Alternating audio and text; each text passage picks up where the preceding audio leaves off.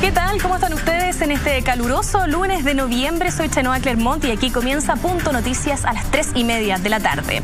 Y vamos a comenzar, vamos a seguir hablando de este tema que nos tiene a todos un poco preguntándonos qué es lo que va a pasar, ¿no es cierto? Que es este proceso constituyente al acuerdo que llegaron todos los partidos políticos el pasado viernes, pero que sigue dando muchas preguntas. Y para conversar sobre esto tenemos en el estudio a Matías Poblete, el expresidente de la Fundación Chilena para la Discapacidad. Matías, muchas gracias por estar con nosotros. Hola, ¿qué tal? Muchas gracias por la invitación.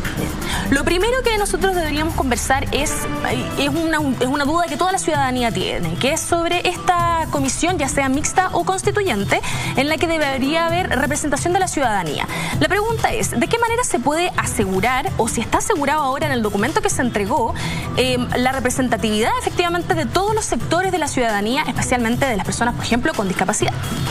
Bueno, la verdad es que el documento que hoy día tenemos de este Acuerdo Nacional por la Paz y una nueva Constitución es un documento que tiene lineamientos generales donde se espera que participe una amplia mayoría de chilenos y chilenas. Sin embargo, no hay una especificación para que cada una de las minorías o de los distintos grupos que componen este país puedan participar activamente tanto en el debate como siendo parte de la Asamblea de esta Constitución. Por lo tanto, ahí hay harto paño que cortar todavía. Exactamente, entonces eso es lo que nos estamos preguntando todos en el fondo.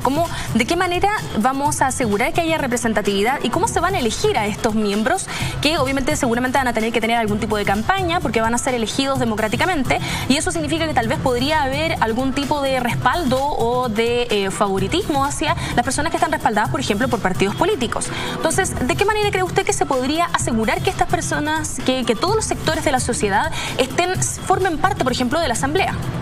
Bueno, lo ideal sería que este proceso fuera apolítico, fuera sin que fuera necesario, valga la redundancia, el respaldo de los distintos partidos políticos, dada esta deslegitimidad que tienen los partidos propiamente tal, que podría mermar la proyección de algún candidato a ser parte de la Asamblea. Entonces se debería potenciar que pudieran participar de forma autónoma, de forma individual. Por ejemplo, ¿qué rol jugarán en la nueva Carta Fundamental, cree usted, las personas con capacidades diferentes? ¿Qué rol deberían jugar? Bueno, hoy día lo primero que tenemos que decir es que es importante que las personas con discapacidad participen en este debate, en esta discusión. Que los cabildos, las consultas ciudadanas, los debates, los diálogos que se realizan en virtud de esto sean inclusivos, que contemplen material en el sistema braille de lectura, de participación en la Asamblea, que contemplen también intérpretes de lengua de señas, que la información se pueda entregar en un formato comprensible para aquellas personas que tienen discapacidades cognitivas, y también que se realicen en lugares que reúnan estándares de accesibilidad para que aquellos que tienen movilidad reducida puedan participar. Luego de ello, es importante que nosotros, las personas con discapacidad, nos sumemos como parte de quienes podrían ser los eventuales asambleístas. Y ahí, hoy en el Congreso, no tenemos mucha representatividad las personas con discapacidad en el actual Congreso chileno. Personas que estén con la bandera de la discapacidad, ¿cierto?, y de la inclusión de las personas con discapacidad en alza, sino que va a ser necesario que las personas que estamos en situación de discapacidad y que queramos participar, podamos inscribirnos, ¿cierto?, como parte de estos candidatos que van a ir para ser parte de la Asamblea. Y de ahí el desafío es que todo el proceso constitutivo reúna estándares de accesibilidad para que, si hay personas con discapacidad, no tengan problemas en participar en igualdad de condiciones. Justamente acerca de eso, en el voto actual, ¿cómo funciona para las personas que tienen discapacidad? ¿Hay algún tipo de asesoría? ¿Cómo se hace? Bueno, primero, hoy día hay personas con discapacidades cognitivas, intelectuales o psiquiátricas que no pueden votar porque están declarados interdictos. Y es un número importante de personas con discapacidad que por ley estableció este procedimiento en el Código Civil, no pueden votar por estar en un estado de interdicción. Luego, perdón, si me pudiera explicar, ¿sí?, de qué se trata el estado de interdicción? ¿Qué significa esto? Estar decretado como interdicto significa que una persona no puede tomar sus propias decisiones y no pueda administrar ciertos patrimonios o ciertos bienes que pueda tener. ¿Y ¿ya? cuáles son, digamos, de qué manera se determina eso? Se determina a partir de un examen de salud que lo hace preferentemente un psiquiatra, quien dice esta persona no tiene las habilidades cognitivas, personales, sociales, para poder administrar sus bienes o tomar decisiones. Y ahí entonces es que se limita, a partir de ese proceso, que la persona pueda votar, que como te digo son principalmente personas con discapacidades mentales, de causa psíquica o intelectual. Y están las personas que pueden votar, que lo hacen con voto asistido, ¿ya? Personas ciegas que requieren de alguien que les apoye entrando a la cámara, ¿cierto?, para votar, y existen estas micas braille, ¿cierto?, que te van apoyando con los votos para las personas ciegas, pero no siempre están muy bien hechas, entonces siempre es mejor poder asistirse en el voto. Y hay otras personas con otros tipos de discapacidad que requieren voto asistido. Ahora, ¿qué sería un voto inclusivo? Un voto inclusivo sería preferentemente electrónico. Hoy día la tecnología ayuda a las personas en situación de discapacidad de una manera bastante significativa, por lo tanto, todo lo que sea tecnológico se le pueden incorporar muy buenos elementos de accesibilidad para todo tipo de discapacidad, y para avanzar hacia un voto inclusivo tendríamos que tener un voto electrónico. Eso significa no solamente para el plebiscito, digamos, de esta nueva Constitución, sino que en todos lados, ¿no? Para todo tipo de votación. Así es. Perfecto, entonces es necesario tener una mayor accesibilidad, digamos, para las personas con discapacidad, para que puedan votar efectivamente, no solamente para este proceso. Sí, así es.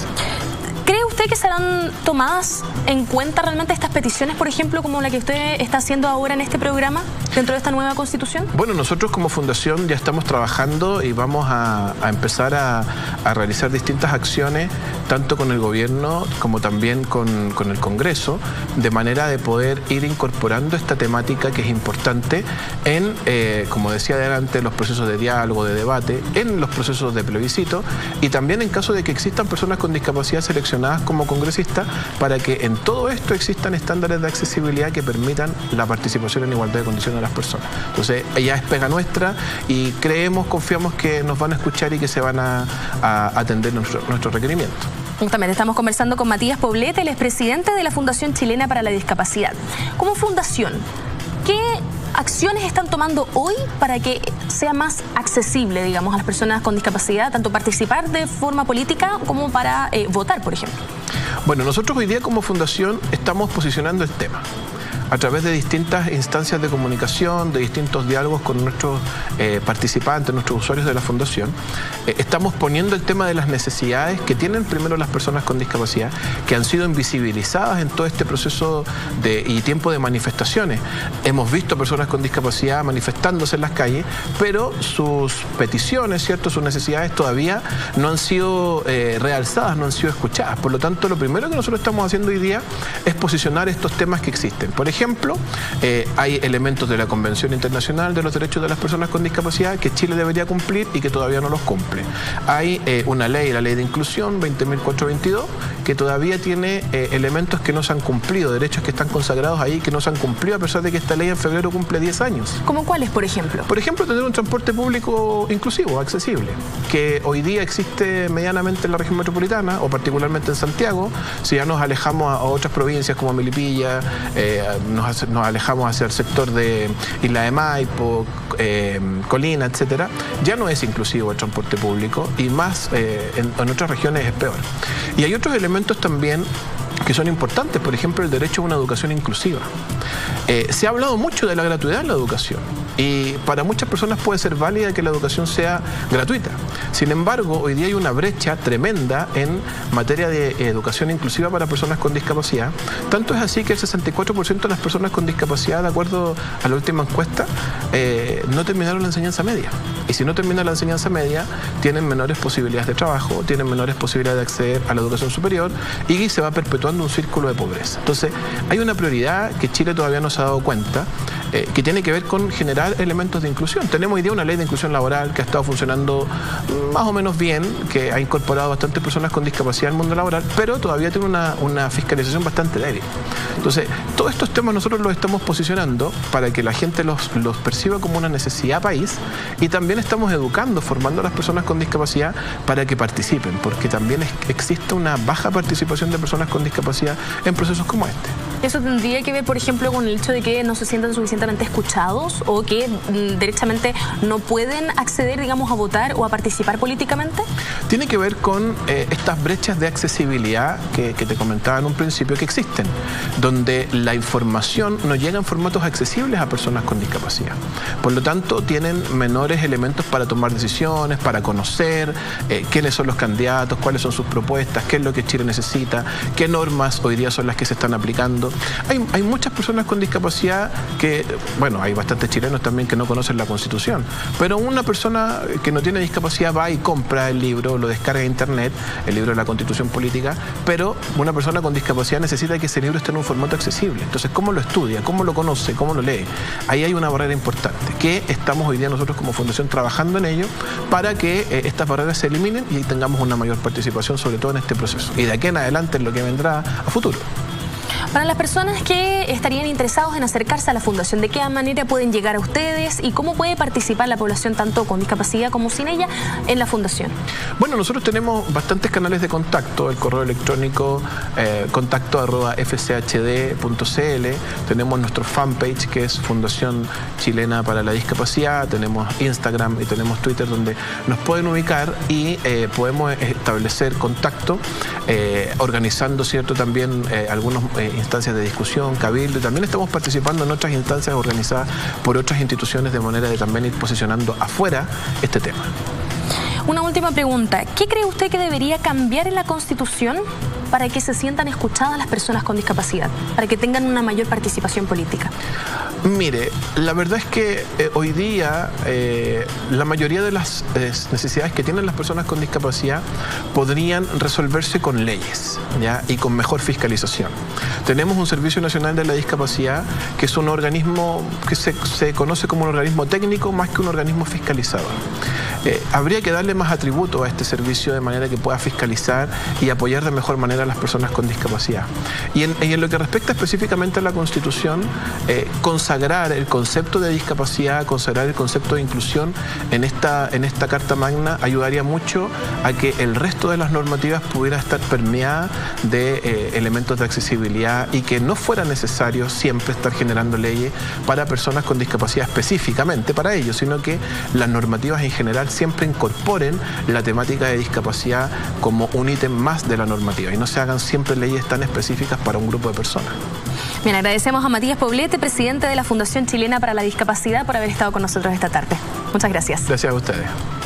Y nosotros nos vamos a la cadena nacional que dio el presidente durante este fin de semana. Específicamente vamos a hablar de lo que dijo sobre las pensiones. Dice, el gobierno está dispuesto a avanzar más allá del 20% de presupuesto para pensiones, pero con gradualidad. Vamos a ver qué fue lo que dijo el presidente. Queridos compatriotas, el desenlace de estas últimas 4 semanas aún no está escrito. Y va a depender de nosotros el poder construir y recorrer juntos los caminos que conduzcan a nuestro país y a nuestra sociedad a un buen puerto. Hemos dado pasos importantes y en la dirección correcta, como por ejemplo el acuerdo en materia de reforma tributaria y el acuerdo en materia de presupuesto para el año 2020. Pero aún nos falta un largo camino por recorrer. Y por eso, el próximo acuerdo que tenemos que construir es el acuerdo por mejorar las pensiones de nuestros adultos mayores. Nuestro gobierno está dispuesto a avanzar más allá del 20% de aumento que hemos propuesto. Pero quiero decirlo con mucha claridad. Tenemos que recorrer este camino con responsabilidad y eso exige gradualidad para poder cumplir con hechos y no solamente con buenas intenciones.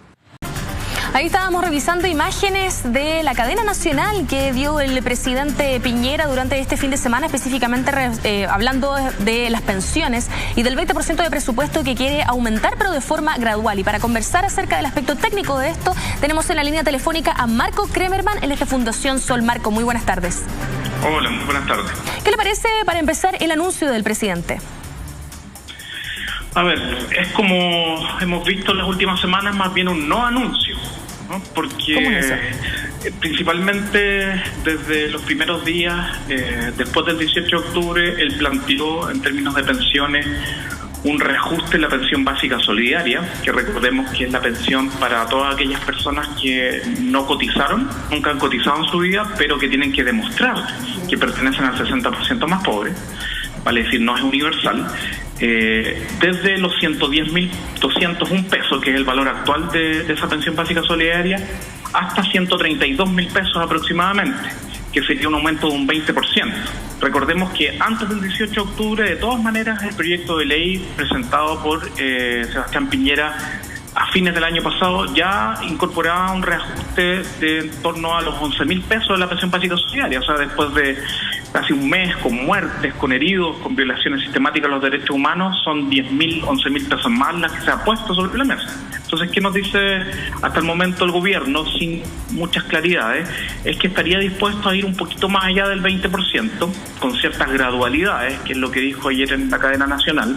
No está claro todavía cuáles van a ser esas gradualidades, cuánto más del 20% podría llegarse, pero aquí tenemos un problema de marca mayor, porque solo la línea de la pobreza para un hogar de una persona, que es un indicador ya lo más básico y precario, en Chile está casi en 166.000 pesos. Entonces hay que aumentarle inmediatamente en un 50% la pensión básica solidaria, cosa que fue aprobada por los diputados, pero que se estaría objetando porque los diputados en teoría no pueden presentar proyectos o indicaciones que comprometan recursos fiscales. Eso solamente, ese 50%, que es más del doble de lo que está proponiendo el gobierno, permitiría recién llegar a la línea de la pobreza. Y nosotros, si pensamos en un indicador un poquito más decente, que podría ser el salario mínimo, que hoy día está en 301.000 pesos, quedaríamos un poquito más, con ese 50%, recién sobrepasaríamos la mitad del salario mínimo. Entonces aquí lo que falta con claridad es establecer una hoja de ruta clara, un horizonte claro y comprometerse con el país, primero con las pensiones no contributivas, que son las pensiones básicas solidarias, para que en un corto tiempo llegue un valor en torno al salario mínimo, y después con todo lo que es el pilar contributivo, donde lo único que escuchamos es que hasta el momento las AFP no se tocan. Da lo mismo los jubilados, pero las AFP no se tocan. Sí, que es una de las mayores demandas, digamos, de la población, ¿no es cierto? Y quería preguntar por lo siguiente. Ocurre que el ministro de Hacienda dijo esta mañana en Radio Cooperativa que obviamente esto se tenía que hacer con gradualidad, que fue también lo que dijo el presidente en la cadena nacional. ¿De qué tanta gradualidad podemos estar hablando y qué significa eso para las personas que necesitan realmente este aumento en la pensión? Claro, es que lo que pasa es que aquí hay confusiones y contradicciones con lo que ha pasado en las últimas semanas. Porque acá lamentablemente no se hicieron cambios importantes durante 30 años y más. Por tanto, hablar de gradualidad, después de reconocer que las omisiones fueron profundas, es una irresponsabilidad. Claro, si es que no se quiere tocar el sistema de AFP, es más difícil conseguir recursos fiscales para hacer reajustes importantes en el pilar solidario, por ejemplo. Pero hay fuentes, ¿no? Chile tiene más de 26.000 millones de dólares en fondos soberanos. De hecho, hay más de 10.000 millones de dólares invertidos 100% en extranjeros en un fondo de reserva de pensiones, que justamente como objetivo tiene el hacer frente a requerimientos o necesidades específicas del pilar solidario. Y por tanto recursos podrían gestionarse. También está el endeudamiento, que a pesar de que se ha deteriorado los niveles de endeudamiento del Estado en los últimos años, Chile tiene un endeudamiento absolutamente por debajo de lo que tienen los países de mayores ingresos en términos fiscales. Entonces, si es que hubiese convicción, una ruta clara, una política nacional para llevar a Chile a los estándares adecuados en términos salariales y en este caso de pensiones, sería muy distinto de presentar gradualidades pero no tener una hoja de ruta clara. Y al mismo tiempo, que es lo que no quieren tocar, si es que Chile cambiara su sistema y pasáramos a tener un sistema de pensiones ahora sí de verdad, de seguridad social, y dejamos este sistema extraño de cuentas individuales obligatorias, privados, que administran las AFP, se liberarían recursos. ¿Por qué se liberarían recursos? Porque por primera vez se podría disponer sin expropiar los ahorros de las personas, sino que solo considerarle una lógica de seguridad social se podrían disponer los innumerables y gigantescos ahorros que manejan las AFP, que son casi el 80% del PIB, una parte de ella para pagar pensiones, y eso ayudaría a mejorar las pensiones de quienes cotizan, las contributivas, que también están en el suelo, la mitad de ellas por debajo de los 150.000, 160.000 pesos, y al mismo tiempo poder hacer los ajustes en las pensiones no contributivas que hoy día en un esfuerzo gigantesco la están presentando en torno a los 132.000 pesos y quizás con suerte en 140.000 pesos. Exactamente, entonces habría que ver cómo se va a implementar esta gradualidad, si es que efectivamente el gobierno tiene algún tipo de hoja de ruta para ver cómo avanza específicamente esta parte de lo que dijo el presidente en cadena nacional. Estábamos conversando con Marco Kremerman de Fundación Sol. Muchas gracias por atender nuestro llamado a esta hora. Que esté muy bien, buenas tardes. Buenas tardes. Para conversar sobre esto mismo y otros temas de que habló el presidente en la cadena nacional, estamos en estudio con la ex senadora Lili Pérez. ¿Cómo está? Muy buenas tardes. Muchas gracias por estar con nosotros. Chenoa, muy contenta de poder estar aquí contigo. Comencemos. Gracias por la invitación. Por supuesto. Muy bienvenida. Comencemos primero con este mismo anuncio que dio el presidente sobre este aumento gradual del 20% del presupuesto para pensiones. Obviamente que está tanto el porcentaje de aumento como la gradualidad en duda, ¿no es cierto? ¿Qué le pareció a usted este anuncio del presidente? A ver, yo lo vi con bastante interés anoche porque creo que lo más importante, a mí me gustó. El tono de ayer del presidente fue muy distinto a los tonos anteriores de este mes. ¿Usted diría que hubo un cambio en el discurso? Yo creo que sí, yo creo que el presidente de alguna forma aterrizó en lo que está pasando con mucha más fuerza que antes. Creo que a mí me pareció que él sintió efectivamente todo lo que está pasando, lo está entendiendo mucho más. Yo creo que al principio yo lo vi un poquito más... tal vez decirte desorientado, desconectado con lo que estaba pasando, probablemente porque los asesores le decían esto vamos a salir o hay que esperar que se desgaste. O sea, igual había opiniones encontradas. Algunos decían que era el presidente el que estaba decidiendo esto y otros que eran los asesores los que le decían para qué lado inclinarse. Yo tengo la impresión, Chenoa, de que al principio estaba un poquito como desconectado y yo creo que el cambio de gabinete también fue bueno desde el punto de vista de que ellos están entendiendo de que esto no solamente hay que escuchar, que hay que separar lo que es la movilización de la violencia, que es absolutamente distinto. Creo que ahí ustedes como medios de comunicación, y yo cada vez que estoy en un medio lo digo, creo que ahí tienen también una tremenda responsabilidad todos los medios de comunicación. No son los manifestantes los que generan violencia, sino que son violentistas, o son personas que o son delincuentes, o están metidos en narcotráfico, son saqueadores, pero no son manifestantes. Entonces las palabras construyen realidades, como dice el gran Humberto Maturana, y creo que eso también importa mucho ahora a la hora cuando se da a conocer, digamos, lo que está pasando. Y es necesario hacer ese punto porque en la prensa internacional también se nos preguntó varias veces si es que se trataba de los manifestantes los que se expresaban con violencia o si se trataba de grupos aparte. Y resulta ser que, al parecer, con el discurso que estaba dando el presidente, al comienzo al menos del estallido social, estaba confundiendo los dos movimientos, digamos. Y por eso me gusta hacer el punto, Chenoa, y yo creo que lo compartimos, ¿cierto? De que es muy importante hacer esa diferenciación. Porque por una parte tú no estigmatizas a las personas que legítimamente ya no dieron más y salieron a la calle. O sea, yo tengo hijas mías que han estado en las marchas, y otra cosa muy distinta son las personas que generan violencia, que esos no son manifestantes. Es más, yo creo que no hay ni siquiera, salvo podrían haber algunos casos, que los extremos siempre llevan agua para su molino, ¿no? Los grupos más extremos de la sociedad, pero yo creo que esto no tiene que ver con una cuestión absolutamente ideológica. De hecho, en las marchas la gente, cuando llegaba algún partido político con una bandera, le decían, oye, guarde su bandera, porque esto no es ningún partido político podría decir es propio. Dicho eso, yo creo que lo que tú consultas con respecto a las pensiones, por eso primero a mí me pareció que el tono de ayer fue un tono distinto, de hacerse cargo y empatizar más, falta todavía, pero empatizar mucho más con lo que está pasando. Lo segundo, un primer paso, ¿no? Creo que es un primer paso bien dado. Lo segundo, creo que lo que falta de parte del gobierno, después podemos hablar de lo que falta del Congreso Nacional, tal vez de otros sectores también, de la justicia, de los empresarios, en fin. Pero creo que lo que falta del Congreso, del gobierno, es dar un camino o un cronograma claro. Porque hace un mes, un poquito menos de un mes, se anunciaron varias cosas de agenda social que también a mí me parecieron bien, un primer paso, pero hasta el día de hoy ninguna, salvo el congelamiento de la tarifa del metro, salvo esa que se mandó un proyecto de ley de discusión inmediata, que esos son 2 días de discusión, una a la Cámara de Diputados y otro al Senado, que se sacan en el fondo en 48 horas, no ha habido ninguno de los otros anuncios que hizo el gobierno en su oportunidad o el propio presidente Piñera que hoy día podamos decir es ley de la República, ¿ya?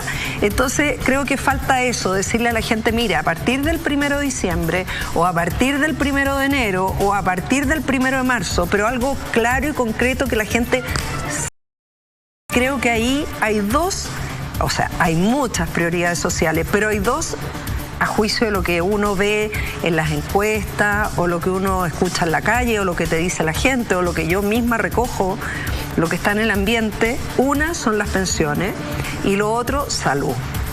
O tal vez salud y pensiones. Ya, el orden da lo mismo, pero esas dos. Que hoy día es... y para eso se necesita algo inmediato. Entonces, creo que es muy importante que el gobierno baje esas medidas, esos anuncios. Está bien, el presidente dice vamos a mejorar las pensiones, lo vamos a hacer más allá del 20% que habíamos dicho anteriormente, lo cual está bien. La Cámara de Diputados dice el 50%. Yo realmente no tengo la respuesta de por qué técnicamente Hacienda dice que no se puede el 50%.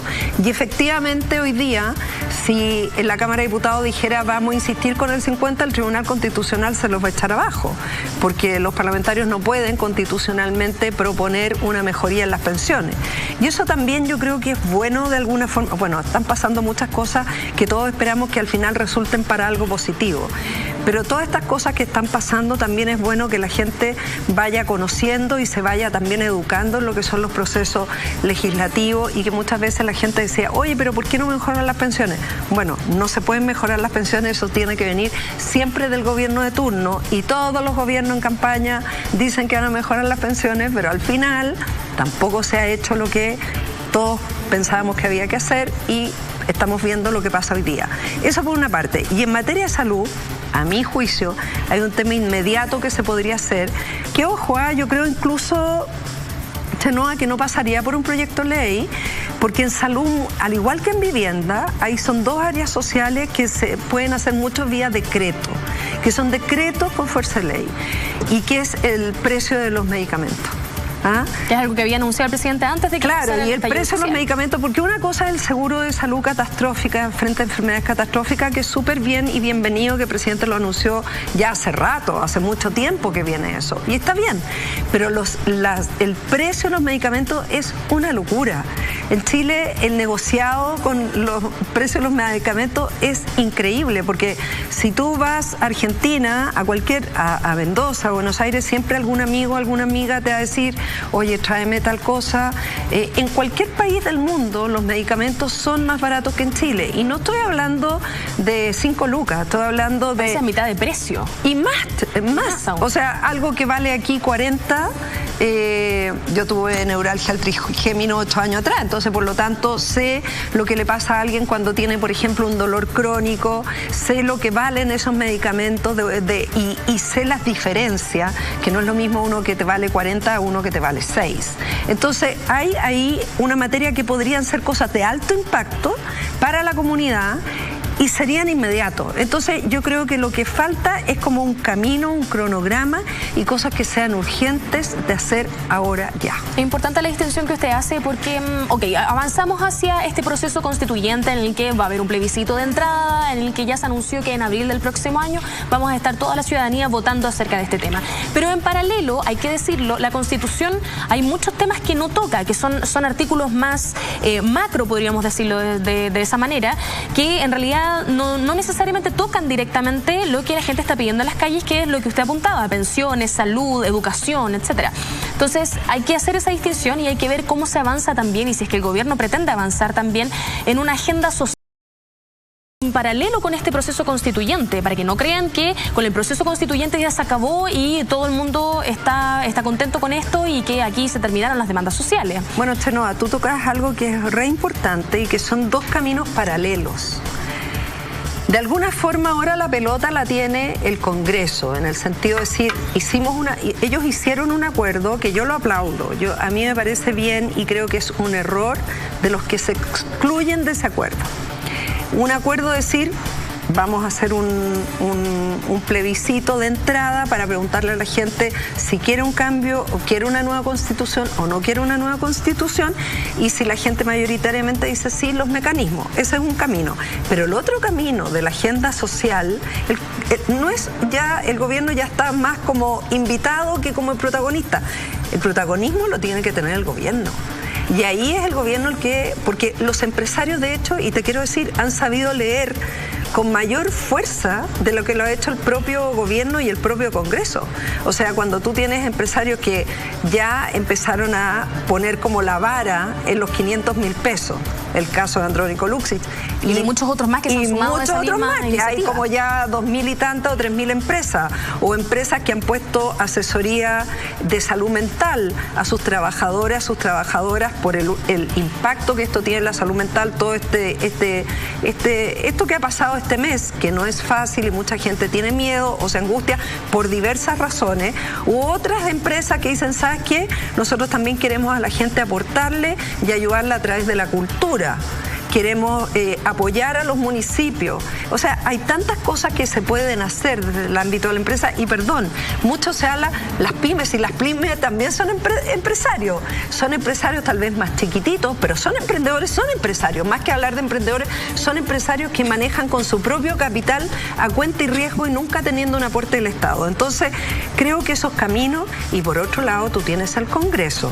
Está bien, hicieron un acuerdo fantástico, qué bueno que hagan el acuerdo, pero ahora, tal como se encerraron 24 horas a sacar un acuerdo, yo creo que también tienen que hacer todas las modificaciones legales que el gobierno mande en reforma social, también tienen que sacarlas así express, 24 horas, 48 horas en discusión inmediata, pero además tienen que hacer otras cosas que les tienen que doler al mundo político y que algunos venimos como así como pulga en la oreja diciendo hace muchos años, desde adentro de la política o desde afuera, que es mi caso ahora, que yo estoy en otra cosa, hace un año estamos con una obra de teatro, con monólogos de la vagina, con un grupo de actrices, con dirección y con un director de teatro, pero lo venimos diciendo mucha gente hace mucho, que es bajen las dietas.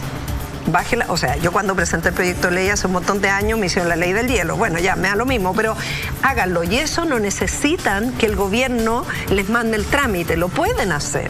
Entonces, pero háganlo, porque cuando van a entrevistas con ustedes, en los medios de comunicación, todos dicen que sí, pero cuando tienen que votar, no lo hacen. O no aparecen en sala, o se van a lavar las manos, claro. Justo fueron al baño. Entonces, tú tienes que bajar la dieta, 50%, nada de estas cosas simbólicas, que el 20, que el 30, no, 50%.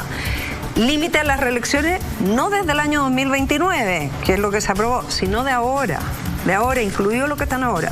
Y además, las dietas de los expresidentes, y esa cuestión, ¿en qué país del mundo a los expresidentes se les pagan dietas a fondo del erario nacional? Bueno, son como cosas bien inmediatas que se pueden hacer ahora y que serían muy bien vistas, porque creo que hay que hacer cosas que también demuestren de que hay una conexión. Algunos parlamentarios dicen, no, pero es que eso no va a implicar nada. Se implica, o sea, implica que todos están entendiendo. Tal como empresarios dicen, oye, entonces vamos a pagar 500 de piso, entonces también el Parlamento también tiene que demostrar, porque con eso se pueden hacer muchas cosas. Entonces yo creo que esto es tarea de todos, no es solamente de un grupo, sino de todos los que formamos sociedad en el fondo. Entonces me parece que no es lugar hoy día de estar diciendo tú dijiste, o la derecha o la izquierda, el centro, no. O sea, este remesón es para todo el mundo por igual, para las iglesias, para las empresas, para el Congreso, pero los que creemos que tienen que existir instituciones, aunque estén débiles, La Presidencia de la República está débil, el Congreso está débil, la justicia puede estar débil, pero creemos que tienen que existir. Entonces, ¿qué es lo que uno espera que pase?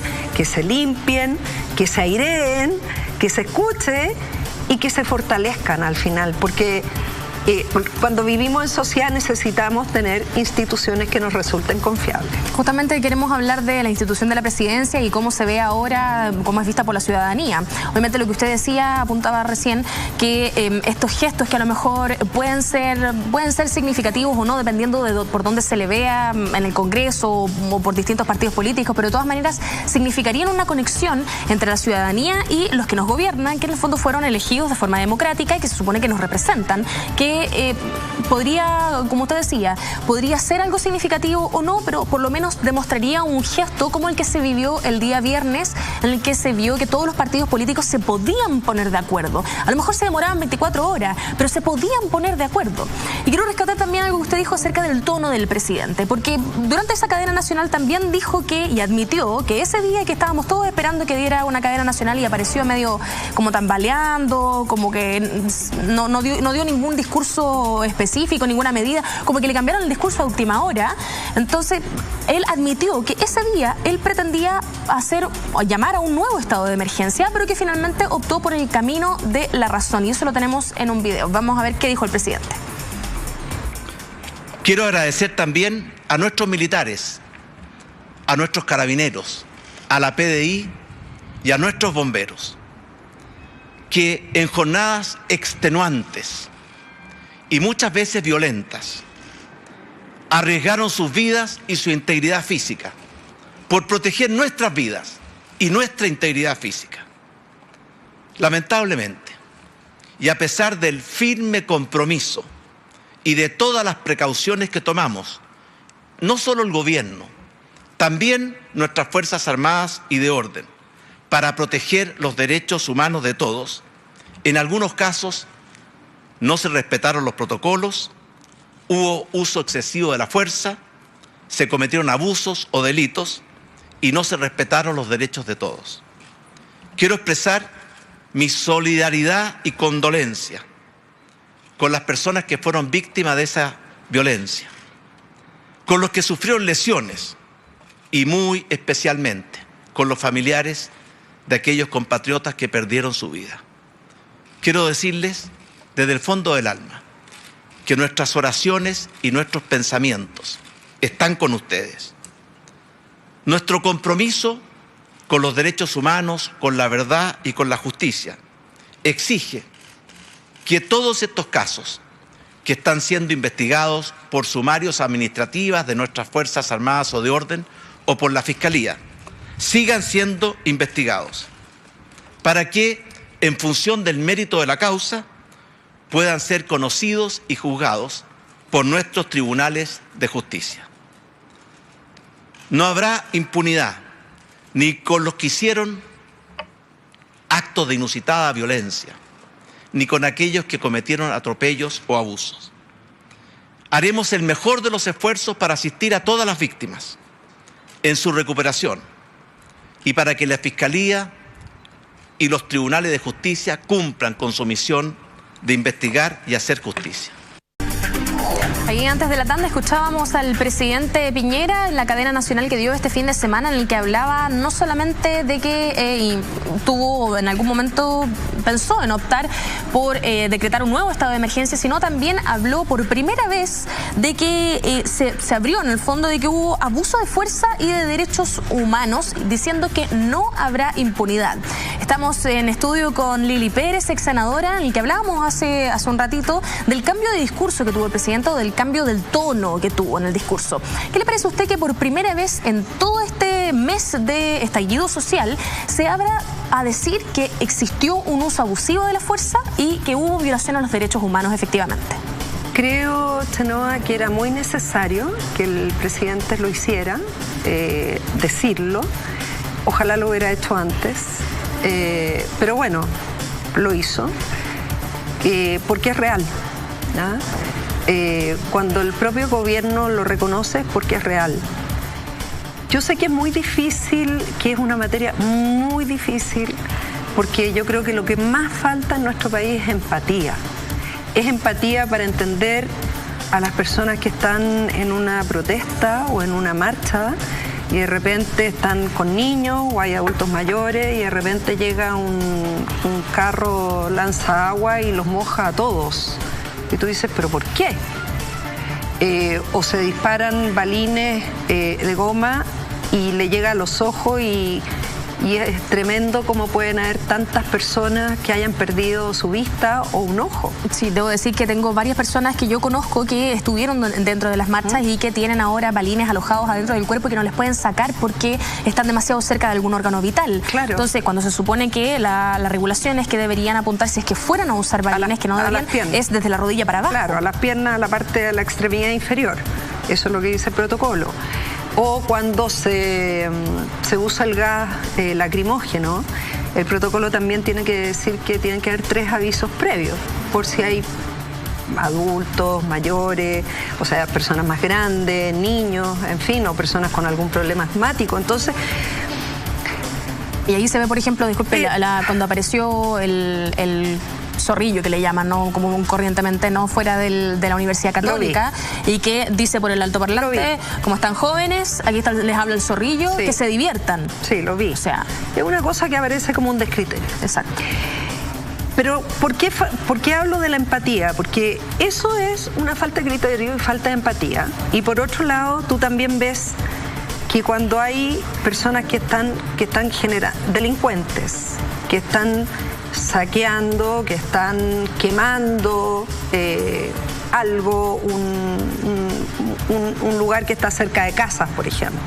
Hoy día se dice, ¿no? Eso tiene que ser investigado, pero que en Curauma, por ejemplo, en la quinta región, había unos vecinos que me escribieron en la mañana, me decían, por favor, que se sepa que en Curauma han habido muchos incendios. Y en muchos otros lugares, o los templos, o las iglesias, tú dices, bueno, esos son actos de violencia donde uno entiende que el rol de carabineros o de las fuerzas especiales tiene que ser usado con la fuerza.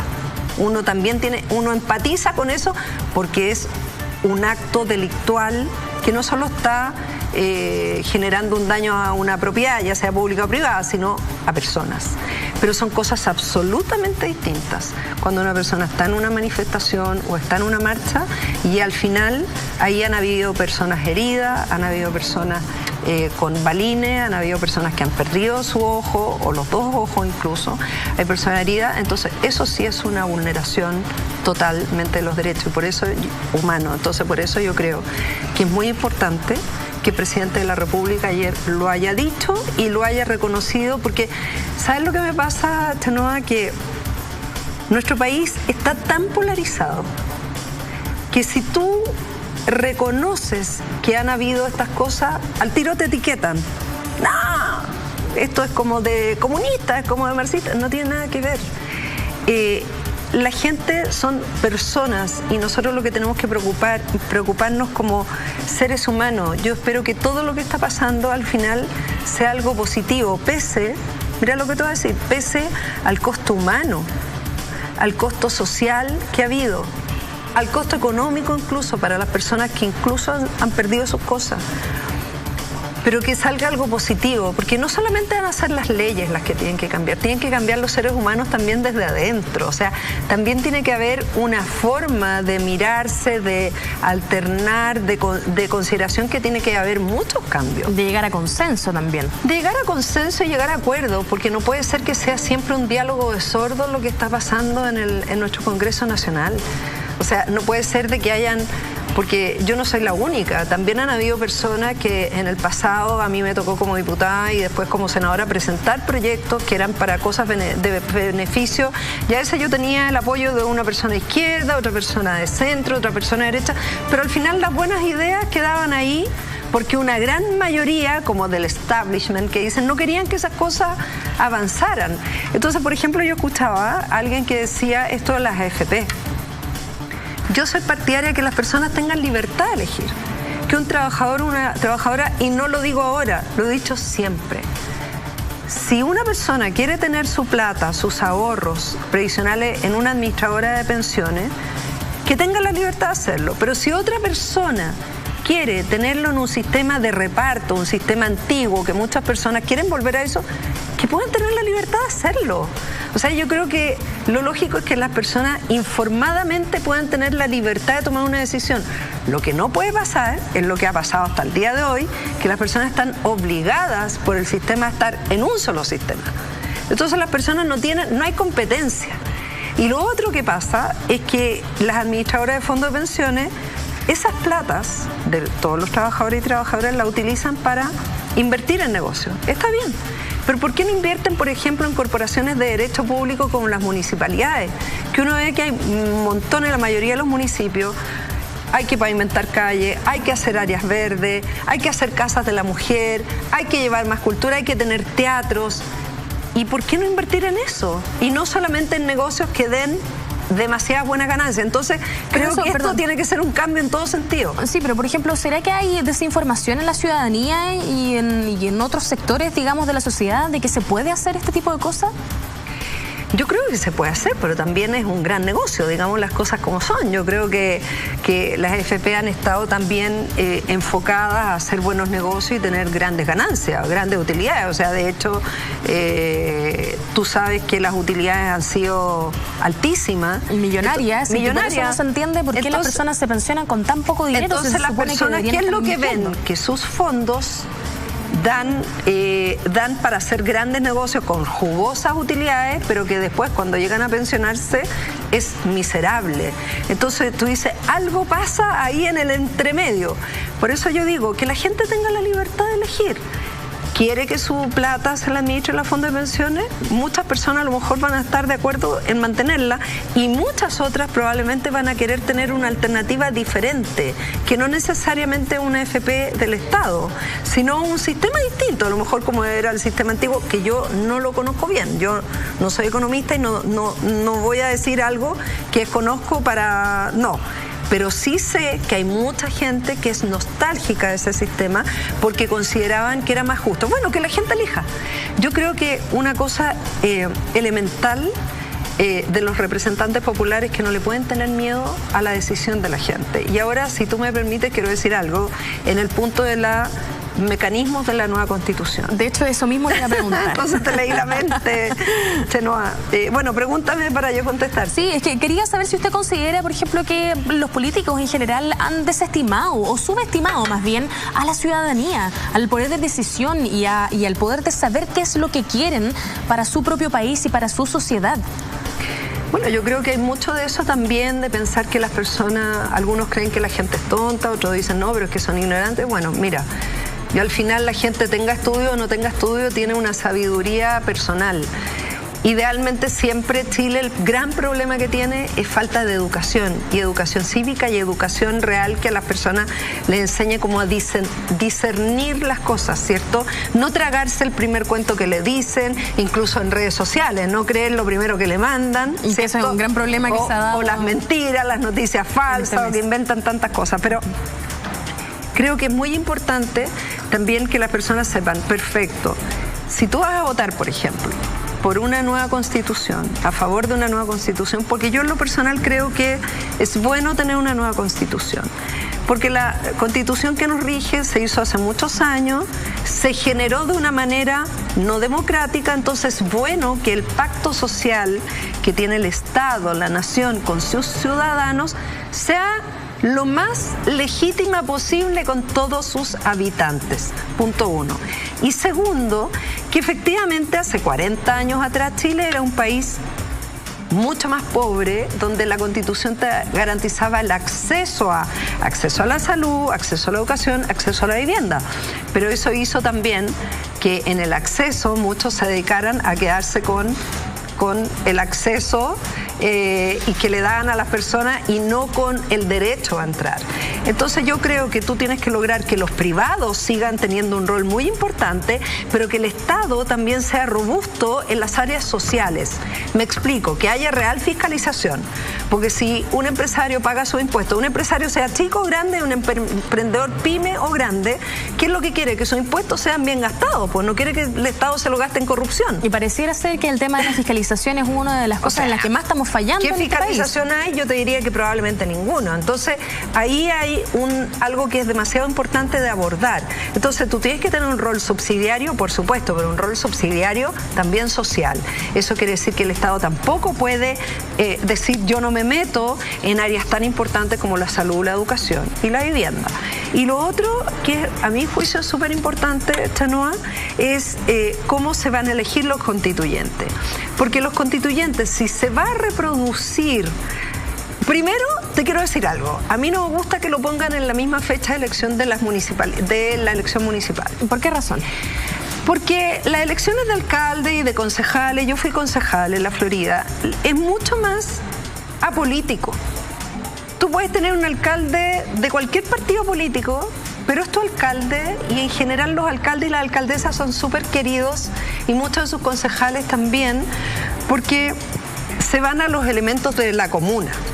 Es la primera puerta, digamos, que tiene la ciudadanía. Es la primera puerta de entrada que tiene la ciudadanía y la gente. Entonces, yo creo que se va a politizar una elección que no debiera estar como metida con los politizadamente. ¿Por qué lo digo? Porque el sistema de elección que uno ve en el acuerdo, que yo estoy en esa como tarea que quiero que muchos hagamos, de hacer como masa crítica para que lo cambien, que no puede reproducir lo que está en el Congreso hoy día, porque si se va a usar el mismo sistema de elección, de incluir los pactos y subpactos, eso quiere decir que los independientes, por ejemplo, un señor de un presidente de junta de vecinos, una enfermera, una profesora, cualquier persona, o una dueña de casa, o un joven universitario, o un señor administrador de un edificio, no va a poder participar porque va a tener que ir en una lista de partido político. Ahora, eso no está regulado todavía, pues no aparece en ningún acuerdo, pero sí pareciera ser el acuerdo inicial. Sí, por eso, sí pareciera ser que está inclinando de una manera u otra la balanza más hacia las personas que están respaldadas por partidos políticos que los independientes. Habría que ver si es que se podría proponer, por ejemplo, algún tipo de asesoría o algún tipo de presupuesto para que esas personas puedan hacer campaña y estén al mismo nivel que las personas respaldadas por partidos políticos. Lo que va a pasar que los partidos políticos pueden eventualmente, y no es que yo esté en contra de los partidos políticos, porque también son una institución que debe existir en una democracia. Pero el punto es que hoy día, como hemos visto, la falta de legitimidad ciudadana que está en los partidos, no podría ser bueno que los partidos capturaran para poner a sus candidatos que fueron derrotados, por ejemplo, en la elección, y llevarlo, porque esos correrían con una ventaja enorme con respecto a la gente que va sola independiente. Entonces hay que construir eso de una manera que todas las personas tengan igualdad de oportunidades, y que ya sea el Parlamento que va a constituir esta asamblea o este constituyente, y ya sea las personas naturales, independientes del área que sean. Por ejemplo, yo escuchaba a Matías, que es presidente de las personas con discapacidad. Tiene que haber también una cuota para, por ejemplo, para pueblos originarios, una cuota para el mundo de la diversidad, una cuota para las personas con algún tipo de capacidad diferente.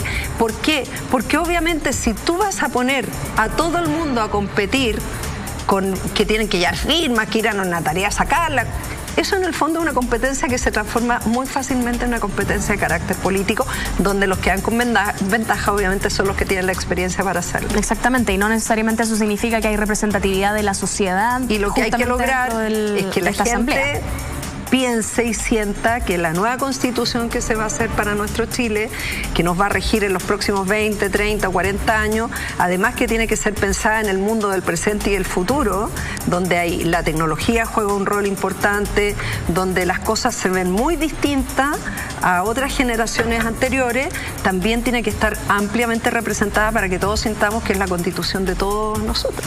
Justamente hablando de partidos políticos, usted mencionaba que no está ni a favor ni en contra, digamos, de que haya partidos políticos en esta asamblea. Sin embargo, quería preguntar lo siguiente. Hemos visto muchos cambios de discurso, no solamente en el presidente en los últimos 30 días o 31 días, sino que también en varias personas de partidos políticos. Por ejemplo, Mario Desbordes, que dijo, ahí vemos el titular, invito a la gente a que se mantenga movilizada. Es algo absolutamente impensado, pareciera, para una persona que está en esta tendencia política, digamos, que incita a la gente a que siga movilizado. Contó también la semana pasada que su hijo también estaba yendo a las marchas porque marchaba por su papá, por la pensión que tiene el papá del señor Mario Desbordes. Entonces, ¿cree usted que se corrieron un poco estas líneas de pensamiento político? Bueno, eso es lo que yo te decía. A mí me parece muy bien que el presidente de Renovación Nacional esté en esa línea. Mis hijas, dos de mis hijas también han marchado. Yo creo que si la gente sigue movilizada, va a seguir la presión. ¿Para qué? Para lo que te decía al principio de esta entrevista, tengamos un camino claro con respecto a cronograma y fechas. Que a la gente no se le diga sí vamos a hacerlo, sino se le diga cuándo se va a hacer. La gente sepa qué, cómo y cuándo. Y lo segundo es que a mí me parece que es súper sano. Y ya esto no es, por eso te insisto, creo que hay que traspasar y a mí me gusta que se traspase eso porque es mucho más sano. Cuando yo lo decía esto muchos años atrás con Carlos Cantero, con Horvath, con Longton, nos trataron pésimo. Entonces, bueno, hay gente que nos cansamos de esto, pero a mí me gusta que ahora se esté haciendo y yo comparto y me gusta que el presidente de Renovación Nacional lo haga y ojalá muchos otros comiencen a tener esa conciencia. Yo creo que eso es positivo porque da cuenta de que las cosas están cambiando no solamente personas, sino también a nivel de los partidos políticos. Algunos especialistas nos decían la semana pasada que encuentran que este acuerdo que se haya llegado después de 30 o 31 días se debe a, bueno, en ese entonces eran como 27 días, ¿no? Pero en el fondo después de casi un mes de movilización, pareciera ser que la gente en la calle demostró tal poder que los políticos se sintieron como un poco acorralados, como entre la espada y la pared y dijeron, bueno, vamos a tener que hacer algo al respecto porque si no la gente nos puede votar o no sabemos qué pasó. ¿Cree usted que está asustada la clase política hoy por este movimiento social? Yo creo que sí, y por eso mismo es el momento de hacer esos cambios. Porque cuando el susto se pasa, las cosas quedan en el tintero. Por ejemplo, cuando se habla de bajar la dieta, yo veo a muchos que dicen, ya, sí, pero que se baje la dieta de todos los altos personeros, de las empresas, del Estado y de los ministros. Ok, obvio, todos queremos eso, pero partan por algo, ¿no? Si hay un proyecto para bajar el de los parlamentarios, que se parta con el de los parlamentarios. O sea, yo creo que eso es muy importante, seguir presionando para que esas cosas se hagan. Y eso obviamente que sí, y eso no es ni una amenaza, no, pero es una presión social que se le aplica obviamente al Congreso Nacional. Es bueno que eso se sienta, igual que en las reelecciones, igual que en el fuero, por ejemplo. Yo no veo por qué hay que tener un privilegio de cosas que se dicen en el hemiciclo o fuera del hemiciclo. Uno desearía que lo que se puede decir adentro se pueda sostener afuera, o que no solamente se diga sí, yo estoy de acuerdo en época de campaña y después a la hora de los que hubo, como decimos, cuando hay que votar los proyectos se vote de una manera distinta. Entonces yo creo que esa coherencia es buena que se haga ahora. Estamos con Lili Pérez, ex senadora. Nos queda muy poquito de programa, me quiero preguntarle. Durante el domingo, Carlos Peña en El Mercurio hizo una columna que ahí estamos viendo, en el que se dice que, estas son palabras de Carlos Peña, el presidente Piñera es un presidente que se ha vuelto inútil. ¿Cómo ve usted la figura del presidente? Cortito, porque se nos está acabando el programa, durante este estallido social. Mira, a mí, de verdad, yo le tengo mucho aprecio al presidente Piñera. Yo lo apoyé fuertemente en su primera elección, también en la segunda elección, sin pedir nada a cambio. Porque muchos de los que apoyaron después se fueron a cargos y qué sé yo. Y nosotros con el grupo que teníamos, el Movimiento Amplitud, lo pedimos y sin pedir nada a cambio. Pero obviamente hay muchas cosas que yo soy una apoyadora, pero crítica y objetiva. Hay muchas cosas que no me gustan de las que han hecho. Yo creo que en estos 2 años, lamentablemente, mucha gente le empezó a decir al presidente cosas que no eran reales, en términos de... Y por eso se distanció mucho la ciudadanía. Creo que el gobierno anterior no tenía... Y creo que también hubo mucha soberbia del gobierno como gobierno en pensar de que la gente había elegido a la derecha, porque no es verdad.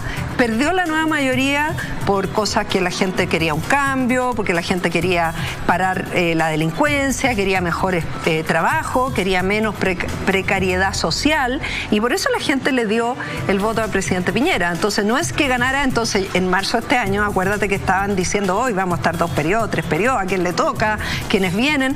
Y eso era una cuestión súper irreal. Yo decía, ¿qué les está pasando? No están cachando para dónde va esto. Ahí se ve la desconexión que hay. Entonces yo creo que ha habido mucha desconexión, pero más allá de eso yo no comparto lo que hace Carlos Peña, porque una cosa es que esté frágil y débil en este momento la institucionalidad de la presidencia de la República, sobre todo que tenemos el presidencialismo es muy fuerte, pero otra cosa muy distinta es darle en el suelo o hacer leña del árbol caído. Eso a mí no lo comparto. Yo creo que más allá de la debilidad, yo creo que hay que seguir los cauces institucionales y hacerle ver, si ya no pudiste hacerlo en privado, hacerle ver públicamente qué es lo que yo he hecho. O sea, privadamente eran todos los mensajes y cuando ya me di cuenta que la cosa privadamente no funcionaba, decirlo a través de los medios para que el gobierno rectifique en aquellas áreas que a mí me parece que debe rectificar. Muchas gracias, Lili Pérez, ex senadora, por estar con nosotros. Nosotros nos reencontramos mañana a las 3:30 en Punto Noticias. Muy buenas tardes.